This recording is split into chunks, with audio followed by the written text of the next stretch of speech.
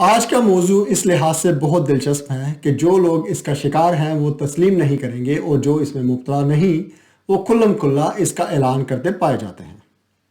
Obsessive compulsive disorder as a short we call it OCD 3 عناصر پر مشتمل ہے: خیالات، جنون اور مجبوری۔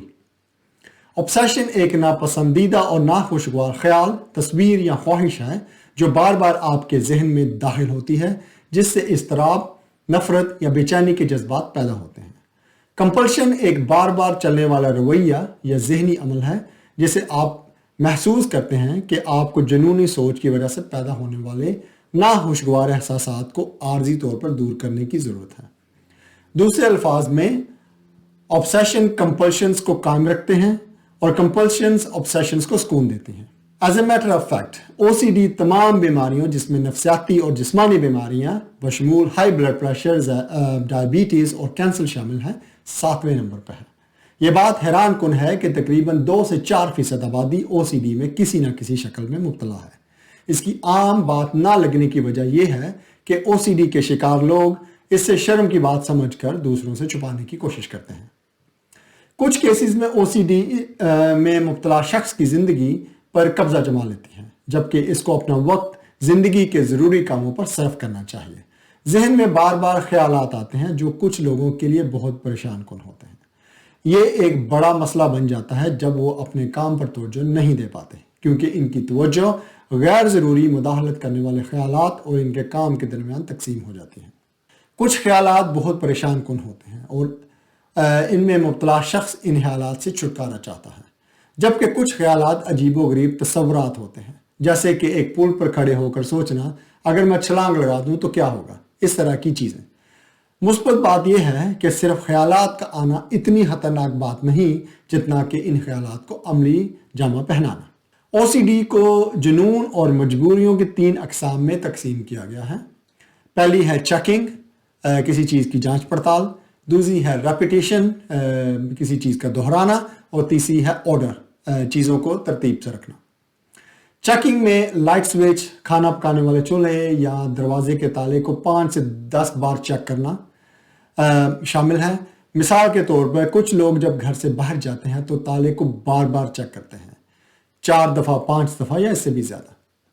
یا اگر کوئی گیس کا چولہا استعمال کر رہا ہے تو اس کو اگر ان کے خیال میں یہ چیز نہیں کہ میں نے چولہا بند کیا تھا یا نہیں، تو اگر وہ اس کو ایک دفعہ چیک کریں تو یہ ایک نارمل ایٹیٹیوڈ ہے، لیکن اگر اس کو بار بار چیک کریں تو یہ ایک بڑی اب نارمل سی بات ہے۔ دوسری چیز ہے ریپیٹیشنز، ایک مخصوص تعداد تک گنتی کو دہرانا اور پھر الٹی گنتی اسی طرح سے واپس دہرانا، جیسے کہ 1 2 3 4 5 اور 5 4 3 2 1 کو بار بار ذہن میں دہراتے رہنا۔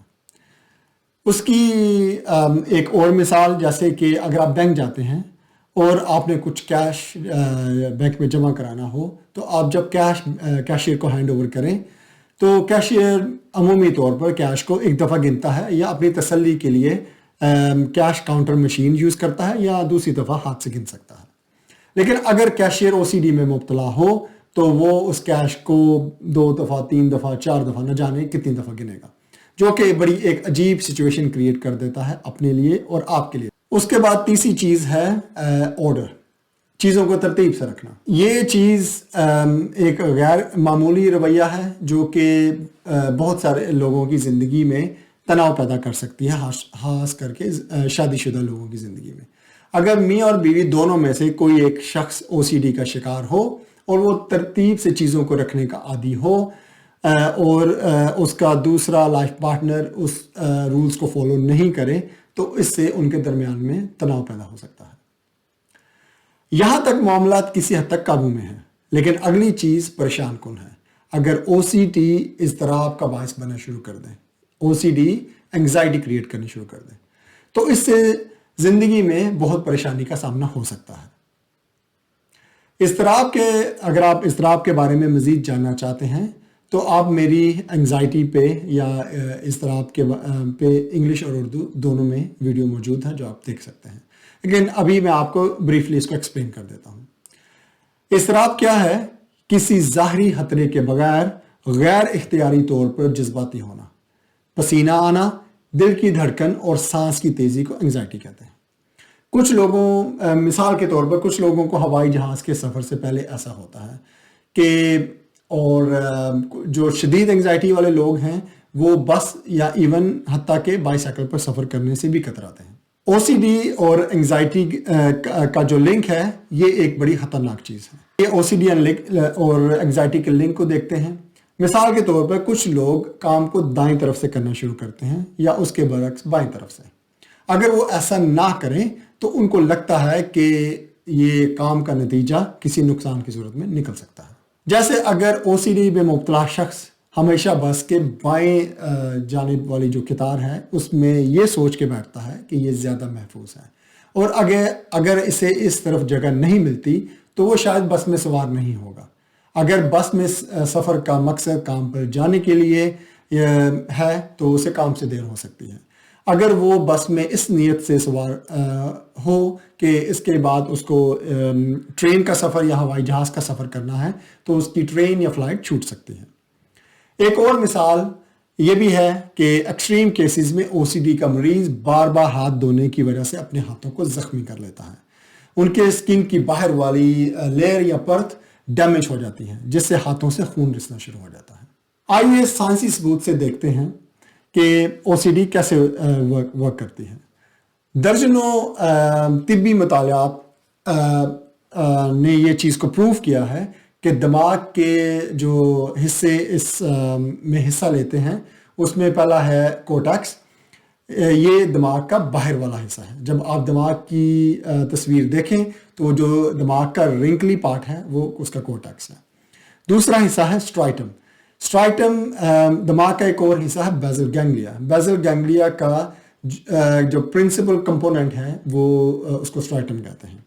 تیسری چیز ہے تھیلمس۔ تھیلمس انڈے کی شکل کا دماغ کے درمیان میں ایک اسٹرکچر ہے جس کو تھیلمس کہتے ہیں۔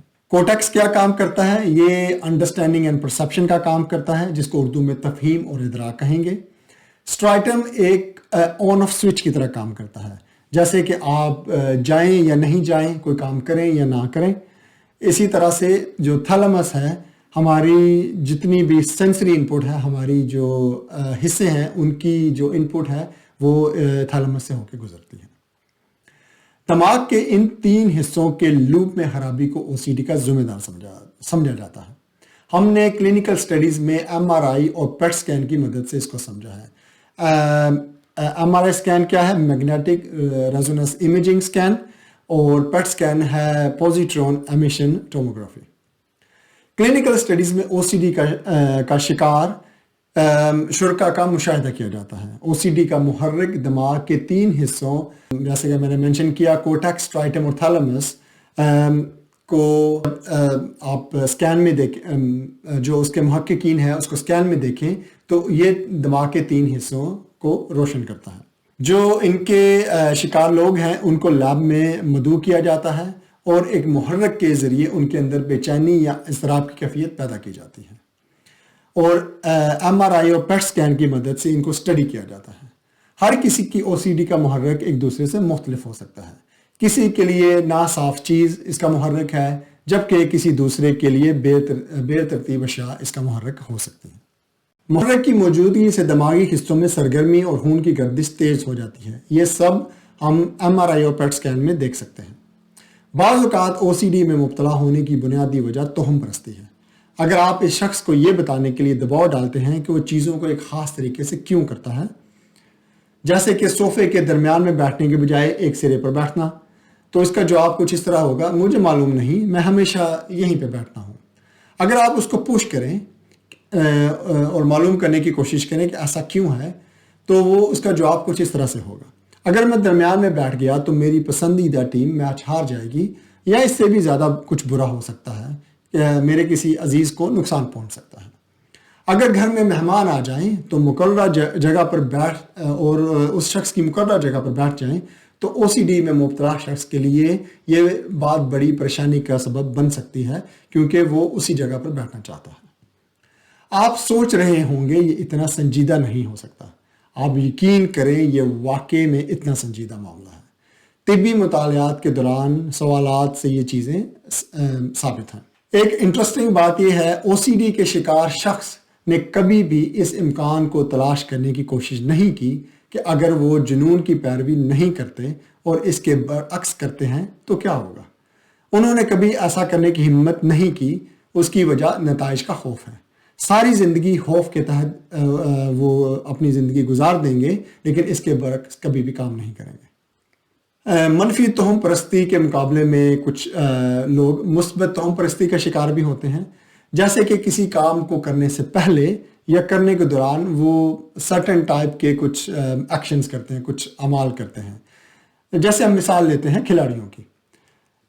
پہلے اگر کرکٹ بیٹسمین کو دیکھیں تو ایک جو بلے باز ہے وہ اپنے بیٹ کو پچ کے اوپر ایک دفعہ، دو دفعہ، تین دفعہ یا سرٹن ٹائمز اس کو ہٹ کرتا ہے، اس کو ٹیپ کرتا ہے۔ یا ایک جو ٹینس کا پلیئر ہے وہ اپنے ٹینس کو سویول کرتا ہے یا گھماتا ہے، یا اس کی جو سٹرنگز ہیں اس کو ایڈجسٹ کرتا ہے۔ وہ یہ سب لوگ ان چیزوں کو اس لیے سوچ کے کرتے ہیں کہ ان سے ان کی کارکردگی بہتر ہو جائے گی۔ او سی ڈی اور عادت میں ایک فرق ہے۔ کچھ لوگ او سی ڈی کو عادت کے ساتھ کنفیوز کرتے ہیں۔ اگر کچھ لوگ سرٹن طریقے سے کام کریں تو لوگ سمجھتے ہیں کہ شاید یہ ان کی عادت ہے۔ ہم ایک مثال لیتے ہیں، جیسے کھانے سے پہلے اور کھانے کے بعد میں ہاتھ دھونا۔ اگر یہ ممکن نہ ہو اور ہاتھ صاف ہوں تو عام لوگوں کے نزدیک کھانا کھانے میں کوئی مذاکرہ نہیں، لیکن او سی ڈی میں مبتلا شخص کے لیے یہ زندگی اور موت کا مسئلہ بن جاتا ہے، کیونکہ ان کے نزدیک ہاتھ دھوئے بغیر کھانا شدید نقصان کا باعث بن سکتا ہے۔ چیزوں کو صاف اور ترتیب میں رکھنا ایک اچھی عادت ہے، لیکن اگر آپ کسی کے گھر جائیں اور بے ترتیبی دیکھیں تو اس سے آپ کو کوئی خاص فرق نہیں پڑتا۔ اس کے برعکس او سی ڈی میں مبتلا شخص سب کچھ صاف اور ترتیب میں رکھنا پسند کرتا ہے، حتیٰ کہ دوسروں کے گھروں میں بے ترتیبی بھی ان کی برداشت سے باہر ہوتی ہے اور ان کی بے چینی کا سبب بنتی ہے۔ فل بلون او سی ڈی کسی کی زندگی میں بہت دخل اندازی کرتی ہے اور متاثرہ شخص اپنے جنون کی پیروی کرتے ہوئے فوری تسکین چاہتا ہے، جبکہ obsessive compulsive پرسنالٹی ڈس آرڈر اتنا برا نہیں ہوتا۔ یہ لوگ ایک خاص ترتیب میں اور بہت احتیاط سے کام کرتے ہیں، جو کہ مخصوص قسم کے پیشوں کے لیے ضروری اور مثبت بات بھی ہو سکتی ہے۔ جیسے کہ ایک شیف کھانا بنانے کی ترکیب، اس کی پریزنٹیشن کا انتہائی خیال رکھتا ہے، تو obsessive compulsive پرسنالٹی ڈس آرڈر میں مبتلا شیف اپنے کام کو انتہائی اعلیٰ معیار پہ کرے گا، کیونکہ وہ ہر چیز کا بہت زیادہ خیال رکھے گا ایک عام شیف کی نسبت۔ تو دیکھتے ہیں کہ اس کی تشخیص کیسے کی جا سکتی ہے۔ اس کی تشخیص کا طریقہ ہے ییل براؤن او سی ڈی اسکیل، جو کہ کئی صفحات پر مشتمل کویسچنیئرز ہوتے ہیں۔ شکار شخص اس کویسچنیئر کا آنسر کرتا ہے، اس کے جواب لکھتا ہے، تو جس سے جو اس کا کلینیشین ہے وہ اس چیز کا تعین کرتا ہے کہ اس کو کس ٹائپ کی او سی ڈی ہے۔ تو اس کی ٹریٹمنٹ آپشنز کیا ہیں؟ اس میں ہے کوگنیٹیو بیہیویئرل تھراپی، کہ اس میں یہ جاننے کی کوشش کی جاتی ہے کہ جو اس میں مبتلا شخص ہے وہ خاص طریقے سے کام کیوں کرتا ہے۔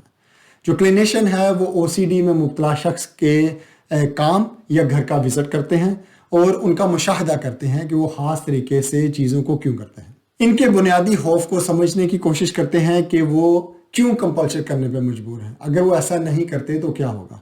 سی بی ٹی کا علاج کی مدت 10 سے 12 ہفتے ہے۔ دوسرا طرح کا علاج ہے، اس کو کہتے ہیں SSRI، سلیکٹیو سیروٹونین ری اپٹیک انہیبیٹر۔ اس کے لیے 2 طرح کی ادویات ہیں، ڈرگز ہیں، ایک کا نام ہے پروزیک اور دوسری کا ہے سیٹالوپرام۔ لیکن ان دونوں کے کچھ سائیڈ ایفیکٹس بھی ہیں۔ ایک ہے، اس سے ان کی اپیٹائٹ پہ اثر پڑ سکتا ہے، ان کی بھوک کم زیادہ ہو سکتی ہے، یا ان کے ازدواجی زندگی کے مسائل ہو سکتے ہیں۔ اس کے علاوہ 2 طریقہ علاج اور بھی ہیں جن پہ ابھی تحقیق جاری ہے۔ پہلی ایک طرح کی میڈیسن ہے جس کا نام کیٹامین ہے، اور دوسری چیز